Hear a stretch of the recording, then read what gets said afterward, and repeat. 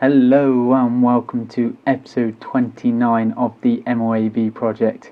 Yes, the penultimate episode of the MOAB Project, and I'll tell you what, the series has been thoroughly enjoyable to do. But anyway, I'm just going to jump straight into this. As you can see here on the screen, I am currently in theatre mode and I'm going to be going through 3 consecutive games, which are going to be Domination on Dome, Domination on Hardhat and Domination on Seatown. So as you can see by the title, I'm going to be managing to bring you a kind of back-to-back MOABs from this Domination series in which I played with my friends, and I was absolutely buzzing with this. This is actually the 3rd time I've tried to sit down to this commentary because my mic has been having some rather terrible issues, so I'm kind of hoping the old saying, 3rd time lucky, holds true for this. So I'm actually recording on 2 devices just to make sure I get this done.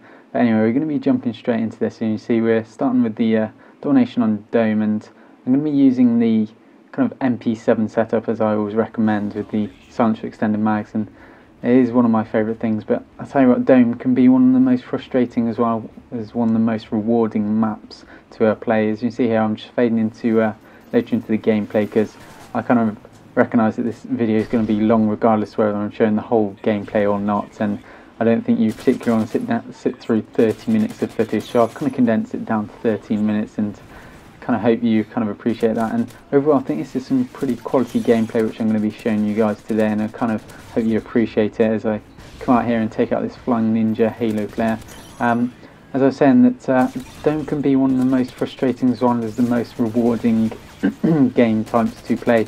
That's possibly because of the kind of close quarters, and there can be someone kind of waiting around the corner with a shotgun just to kind of take you out and screw you over, which happens pretty consistently to me. And another kind of bad thing is I seem to be a bit of a magnet for the old panic knives, as a lot of my friends will know.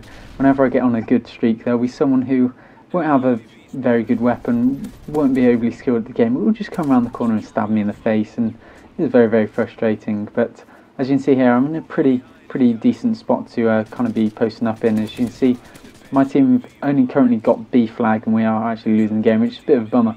But the opponents are going to be spawning in the C bunker down here, or in the A dome. So that's where I was you just got to make sure that you don't keep your back to one spawn for too long, because otherwise, if you're staring into one spawn, as if I'm staring into the dome here, you're going to kind of 90% of the time be taken from behind as it is, because if you stare into the spawn, the enemies, the engine in this game makes sure that the enemies don't spawn there, so they're going to spawn in the alternate spawn, which is going to be the bunker, and if I'm posting up looking into the dome, they can just come out the section which I'm coming into now, just shoot me in the back, which would be a bit of a bummer. But as you can see here, in the top right hand corner of the video, I've managed to put a time code and time scale in, so you can kind of see the pace of the MOABs which I'm going through. And luckily for me, over the course of these 3 MOABs, I've managed to kind of get them in the space of 9 minutes, if not under, because this one was a very, very pacey one. I think it was about 2 minute 15,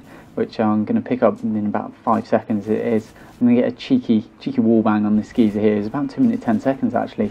So I was pretty buzzing with that. So overall, I think that was a pretty decent gameplay, and I think I'm going to manage to pick up a 10-man multi-kill, not 10-man, a 6-man multi-kill with the MOAB as well. And a lot of you guys will be noticing that previously in my other videos, I only managed to pick up 2 or 3 kills normally with it. So to be able to pick up a whole team is kind of exciting for me, as I normally get a bit of a fail. But we're going to be fading back into the theatre mode. I'm going to be taking you into the Domination on Hardhat game, and I kind of went with the saying once again, as I had said at the beginning of the video, 3rd time lucky, but this time I was kind of going with that if it's not broken, don't fix it. So I'm going to be rocking with the MP7 again, exactly the same setup, silencer extended mags. I was kind of thinking, this gun on this session doesn't normally work for me that well, but obviously in the previous game it worked an absolute treat, and once again I'm going to be fading in, and I was taking out the guy on B like an absolute boss, and the timer starts ticking.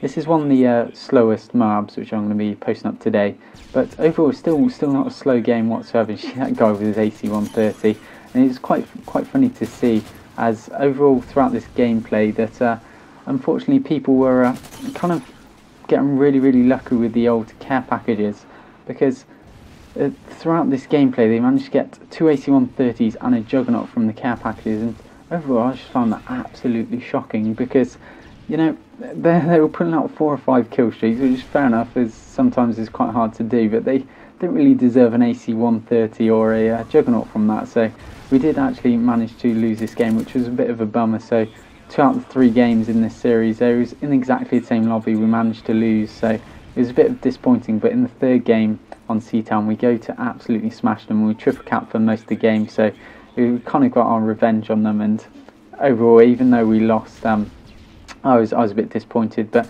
at this point in the gameplay, when I was streaking, you see we've got 2 flags, A and B down, so there's nothing more we really need to do, because if you go for the 3rd one, you're kind of going to screw up the spawns. And then for Slayers like on your team, I admit I'm a Slayer, and I'll go out and kind of try and keep them off the flags in order to allow my teammates to play the objective like absolute beasts, which they are. So overall it was pretty good, but we didn't really need to do much else. So as you can see here, I'm kind of pushing rounds. I saw they were taking B, so take this guy out there who's kind of camping the sandbags, which is the only thing I don't really like about this map, that the sandbags seems to be a very predominant location, especially when it's overlooking B and you get the nice line of sight down to the A spawn. So overall that's a bit of a bummer, but luckily throughout this gameplay, because my friends knew I was on a bit of a MOAB streak, as it was, they decided to kindly put support on. So I had a few UAVs knocking about, flying through the air, which definitely helped. Obviously it's not going to be picking up those dreaded assassin users, but sometimes you can't really have it all, can you? So this is a bit disappointing. But at this point, you see there's a ballistic vest in the middle of the map, so I decided I was going to take this geezer out and then push around with Tom Chillers down to A flag, get the I think we get the cap on A flags off, take this guy out, and then we're going to push around and take the ballistic vest. And you see how picking up a juicy double kill on these 2 guys who've got their back to me. I'm sure they didn't appreciate that, but if you can try and pick up ballistic vests throughout your streaks, it's going to come very, very handy later into the streaks. As you'll see, it gives you a health boost anywhere between 50 and 300 health, I'm pretty sure. So it is a bit crazy about how much health that can in fact give you, but obviously it's going to come in very, very handy. So I would definitely recommend breaking those bad boys out if you can, and if you get a few friends who are giving you the cheeky ballistic vest here and there, then it's going to come in very, very handy. But this streak's come to an end. It's just over 3 minutes. I know it's a bit slow, I do apologise for that, but I'll be making it up for the next MOAB, which is going to be on Seatown, and I'm just going to push on to B, because I could see I was kind of in their C spawn location, so I kind of knew they were going to be spawning C. Take out last time, absolutely disgusting. I'm going to shoot these guys in the back, take out the guy in Deadman's hands, and there's the MOAB. So without the assist counters kills, I could have been in a little bit of trouble as I died there. So we're going to call the MOAB, and I think once again I managed to pick up a cheeky multi-kill. So overall it was going pretty well for me. Normally I don't have the luck, so I've said, with the explosives, with the big MOABs, but to get the legit knife in the air as I go to pick up the ballistic vest. But yes, so that was domination and hard hat. So we've done dome and hard hat so far, and I'm going to fade it into the this mode lobby once again, and we're going to dive straight into the Seatown domination map. As you can see here, as you can see, just to prove it's legit, it is all back to back in theatre mode. So I'm going to be jumping into here, and you'll notice in a minute that I'm going to be spawning in at the A domination point, and there's a huge route which you can run straight from the start, which will 90% of the time earn you a kill, and 90% of the time will give you first blood. So that's pretty cool. As you can see, spawning at A, and I'm going to take the left here, and there's a hole in which you can come through up into the castle. So I'm going to jump down there, and I'm going to push around to C flag. So that's what I'm going to be doing. As here we go down here, and if you're running the frag grenade as opposed to the Semtex, you can just chuck it through the archway, which is just to the right there. Chuck it through there, and it will roll towards the C flag and pick up any enemies coming out the side there. So that's pretty cool. And sometimes if you look down there after the C spawn, you'll be able to pick up 1 or 2 extra men. So overall it's not too bad. So you've got to make sure, as I'm kind of delving quite deep into their spawn, you've got to make sure you keep turning around just to make sure they don't spawn where they just have. So that's one thing you've got to bear in mind. And this overall was pretty pacey MOAB. It was about a 2-minute 31, I think. So I'm just about to pick up my specialist about 10 points into the game, and you'll see in a minute, 8 points in, someone drops into last down. I thought that was absolutely disgusting, but sometimes you can't really win them all, can you?